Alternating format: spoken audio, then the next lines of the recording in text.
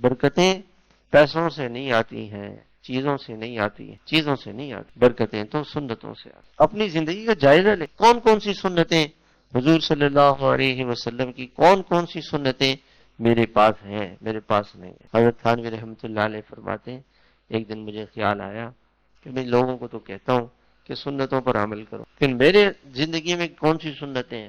فرمایا میں نے 3 دن تک اپنا جائزہ لیا کہ میں کیا کرتا رہتا ہوں، میرا یہ عمل سنت کے مطابق ہے۔ سوتے وقت بستر پر دائیں کروٹ پہ سو، ہمارے حضرت رحمۃ اللہ علیہ مینا میں تھے، ان کے ساتھ لوٹا تھا مینا میں عرفات میں۔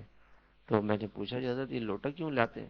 کہتے ہیں یہاں بنا عرفات میں جو وضو خانے ہوتے ہیں بیٹھ کے وضو کی جگہ نہیں ہوتی، تو یہ سنت رہ جاتی ہے، اس لیے میں اپنے ساتھ لوٹا رکھا ہوا ہے، اس میں پانی لے کے ایک جگہ پہ بیٹھ کے وضو۔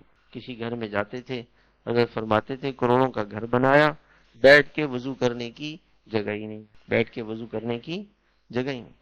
اور وہ اٹیچ بات ہے، اٹیچ بات ہے، تو اس میں دعائیں کیسے پڑھیں گے بھائی، کھڑے ہونے کی جگہ ہے۔ تو بھائی ہم نے بزرگ سے سیکھا، اور نے اپنے واش روم میں پردہ لگایا، اس طرف پردہ لگایا اور پردے سے اس طرف واش روم ہے، اور پردے سے اس طرف جو ہے وہ بیٹھنے کے لیے ایک وہ پٹنا رکھ لیا، اور لوٹے میں پانی لے لیا اور اس قبلے کی طرف رخ کر لیا۔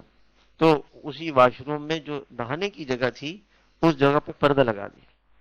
جب آپ پردے سے باہر آ گئے تو واش روم سے باہر آ گئے، تو باہر آ کے انہوں نے وہ بیٹھ کے نیچے پٹرا رکھا اور لوٹا رکھا اور اس سے وضو کیا، تاکہ میرا وضو سنت کے مطابق۔